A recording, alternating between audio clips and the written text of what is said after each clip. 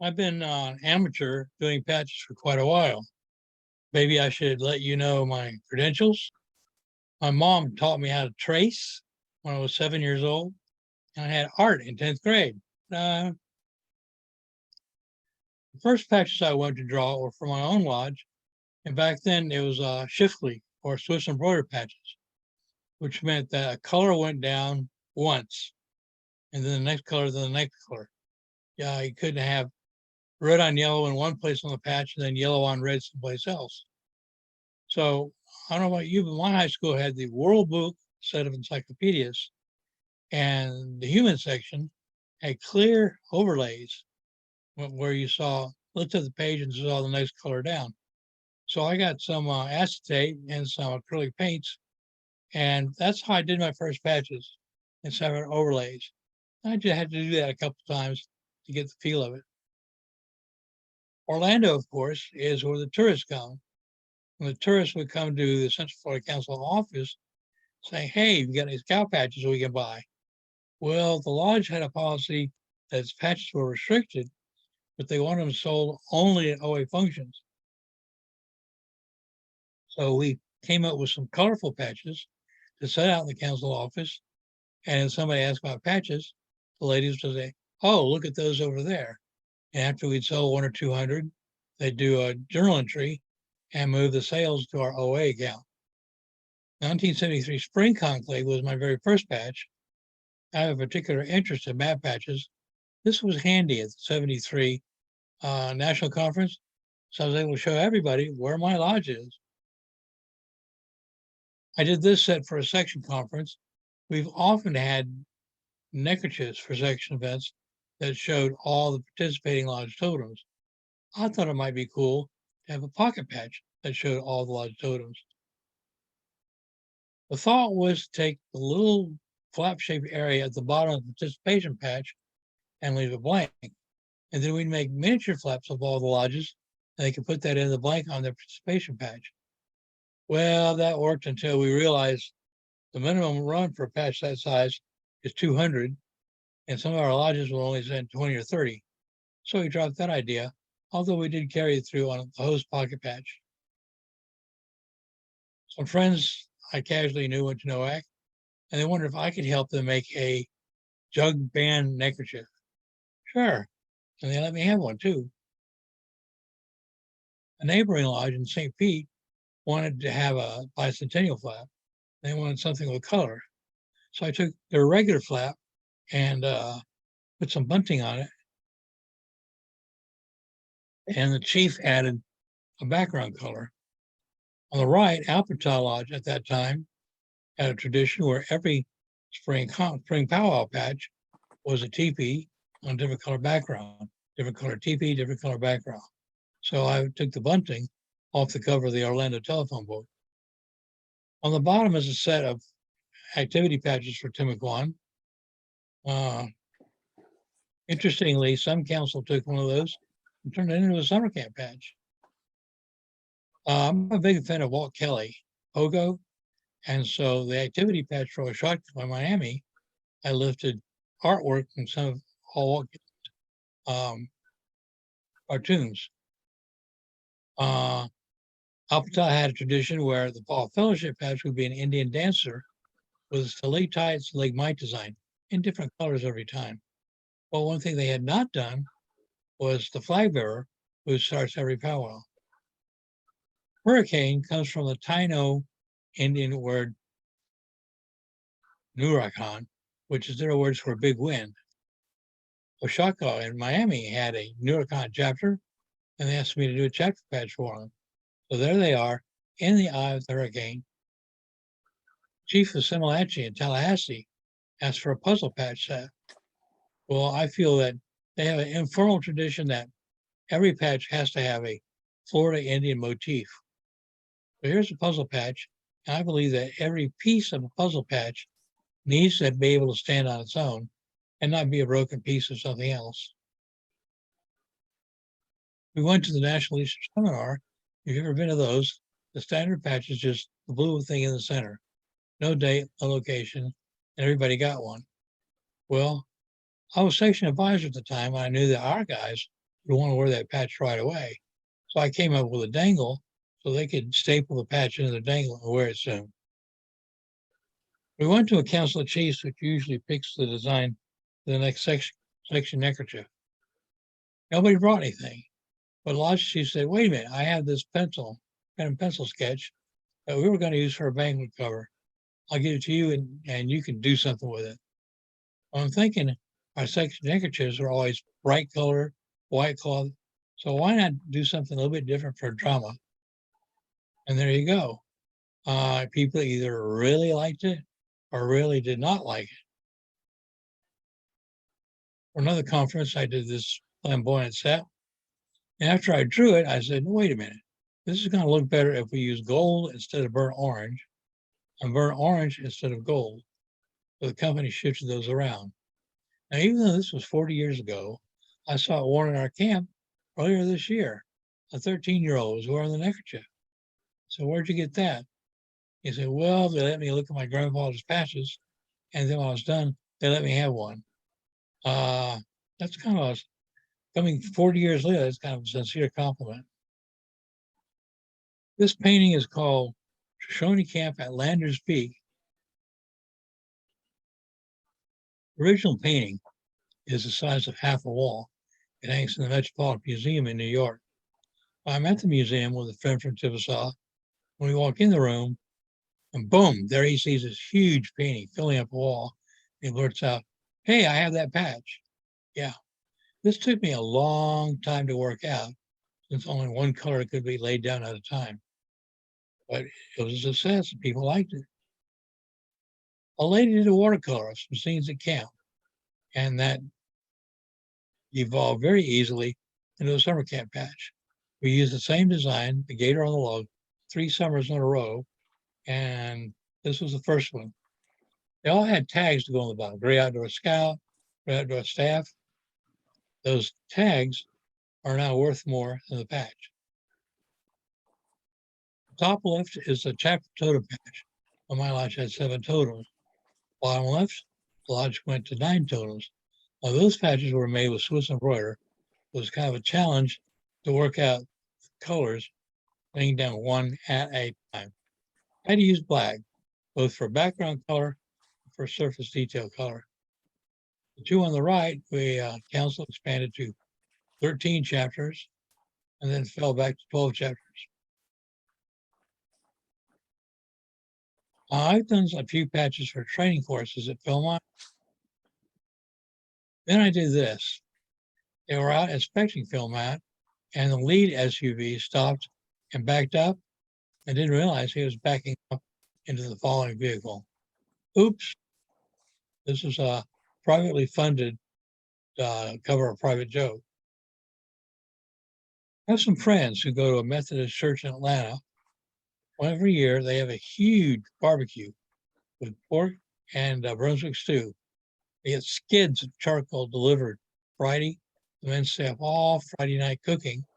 And then Saturday, people come in either to eat on the spot or to take it to go. They use the local scouts and cubbies to help move the purchases out to the car or to help with cleanup.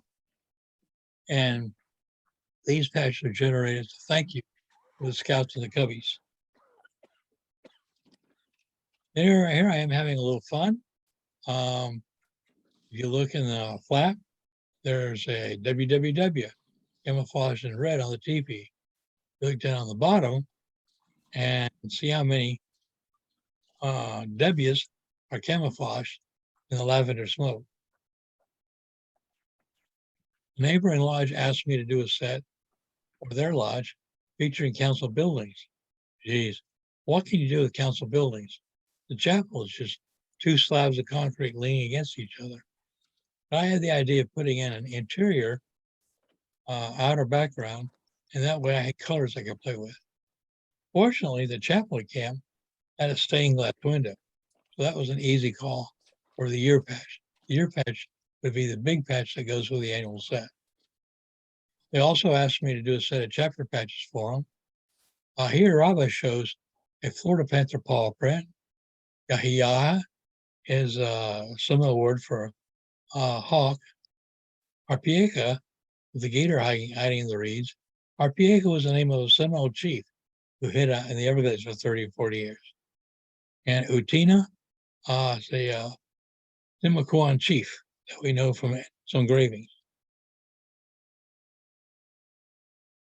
We rearranged chapters, and a new chapter advisor came up with a new name for the new chapter. Said, well, you can't use a name that's being used by a tribe someplace. Is it none? Don't worry. But 10 years later, National gets a letter from some lawyers up in Oregon saying, I'm an attorney for the Clyland chapter, and we notice that you're using the tribe's name. You either need to cease and desist or paying a licensing fee. They changed. In the bottom are NOAC contingent on the basketball tournament. And after we're so happy, afterward they came and said, can we have a special patch? And I was impressed because none of the boys on that team collected patches at all. At that time, you could get felt patch. So the basketball is not twill, but felt. Sometimes I help youth execute their patch. A youth will make his drawing really big so you can see all the detail. That detail may not make it into the patch. On the right, the chief did a pretty good rendering on his pencil drawing. I sat down with him and talked about things we could do with it. And then when we got the patch and he saw it for the very first time, he blurted out, wow, it turned out even better than I thought it would, which is a pretty good compliment. One year we had 2 hurricanes pass camp within 25 miles away. There was a lot of downed brush at camp. They asked people to come to camp and help pick up. Our council executive even went there, picking up litter in his Bermuda shorts. And so we made this patch just a giveaway. We didn't sell it. And it was so successful, we had to do it again.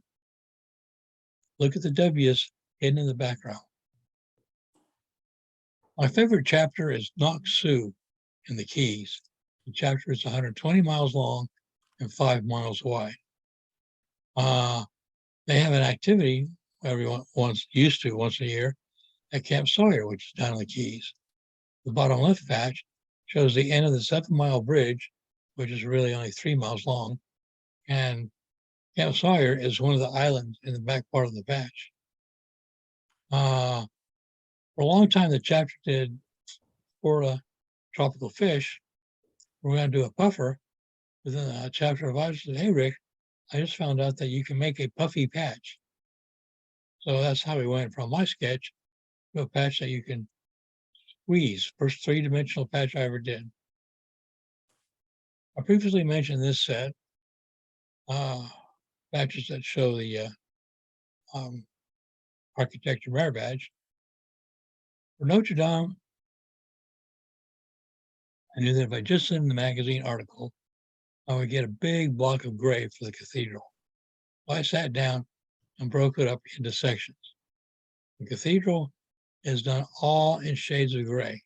The only black thread on the patch are around the outside. Man, if you hold that patch in your hand, Notre Dame really does look like it's 3-dimensional. The chapter did a fun camporee for its Manatee district every year, first weekend in December. They said, Rick, can you do some patches for us? I said, all right, what's the theme this time? They said, American legends. Okay, so the participation patch is Paul Bunyan with Babe the Blue Manatee. The staff patch is Bigfoot with a manatee with a bloody mouth for the cannibal spirit of the North. This was our thought for the anniversary. The background behind the teepees are odd off color because they glow in the dark. If you look close, you'll see the stitching in the background and on the teepees is done in blocks. A little section here, a little section there. That's because it's meant to simulate Seminole patchwork. Simulate what? So, I don't think, guy from Tallahassee went to the National Council of Chiefs, and got elected national chief. Also there, they discussed and voted on what they were going to have for the next national conference. He got home and called me and said, Rick, can you do me a patch? He said, what Council of Chiefs voted on really sucks. Sucks bad. So, okay, well, I can do something in a week or two. He says, no, I need it in 3 days. Well, I had some clip art, worked on that, sent it up, never heard anything. Not a thank you, not an acknowledgement, zero zip, nada. I figured, well, since I don't know whether or not they're using the patch, I guess I still own the artwork. So I went to my favorite chapter, knocked Sue down the keys and said, would you like a design for a NOAC contingent patch? And they said, why, yes, we would.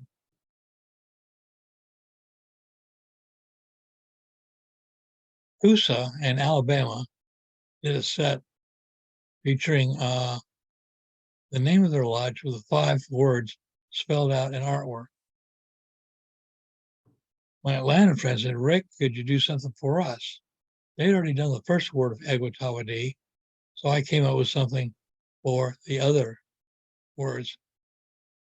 These days, Aal-Pa-Tah needs 13 patches to do an annual set. And then at the end of the year, they put them all in one big frame and give one to every lodge officer. When we hosted a section event and the Tippecanoe had a need for 5 patches, six patches, not just 5. So we were able to spell out our lodge name and the activity patches for that year. Each of these bands of sentimental patchwork are real. Another one of my interests is sentimental jackets. So I just went and looked at my sentimental patchwork and I had no trouble coming up with 24 different patchworks. Then I got a request to gussy up something for the National Jamboree. Okay, that's easy. One thing I don't understand is look at the artwork on the top. The Scott emblem is off to the left, the balance SBR off to the right. Then it was made, somebody who knows more than we do, moved the Scott emblem closer to the center of the patch. I never got a thank you or an acknowledgement, or even a free patch. I had to get what I needed off of eBay. Oh well. I'm a child of the 60s, so for a few years, I did a slightly psychedelic summer camp patch for La Noche using different combinations of colors. The Indians on the flap are Timucuan Indians. They sent that off to licensing. The licensing said, we cannot approve this patch. We don't know what kind of Indians they are. Have you ever encountered people who set themselves up to be experts in something they know absolutely nothing about? Well, I sent the photocopies of the 1690 engravings to fill them out. Also, it helped that the council executive phoned National and said, just make the patches. Some of the older boys in our lodge got into their heads. It would be really cool to have the national chief come speak at our lodge banquet. Okay, so he came up with a patch to raise the money for his plane ticket and his hotel room. I've already told you that knocked Sue down the keys had an annual fun weekend. A chapter in my lodge decided to go down. They sent 2 carloads and they want a contingent patch. The reason the teepee's in different colors is because it changes color in the sunlight. But a new chapter called Ayachala, which means hawk. The charter member patch is, of course, an egg ready to go. The next patch was fixing up a youth design, which is pretty good. The next patch has a bottle of Tabasco sauce on it because one of the events at their camporee was Hot Wings eating contest. They also wanted to have a patch for a bead in. Peyote beading is where you bead round and round the base of a feather. And they had a couple of afternoons just sitting and doing beadwork, and they wanted a patch for it. Until the 1970s, or the era of events could be on council's books either as activities or as custodial. Then in the 70s, the word came down from national that OA would be custodial. Well, Aal-Pa-Tah did an annual camporee and they made a profit, and they did this in October. Then in February, they go get the cash, the money, and do something with that. In 2011, they went to get the cash. The bookkeeper said, "Want money? That's not there." They got closed out at the end of the year. Apparently, the council bookkeeper didn't get the money, didn't get the memo. They said, "Well, we want to make our money back, so we need to have a patch just to sell." So that's where the thanks came from. There's the regular patch with a red border and the special gold mylar patch. They thought I would be irritated. I thought it was funny and kind of a compliment. And thank you.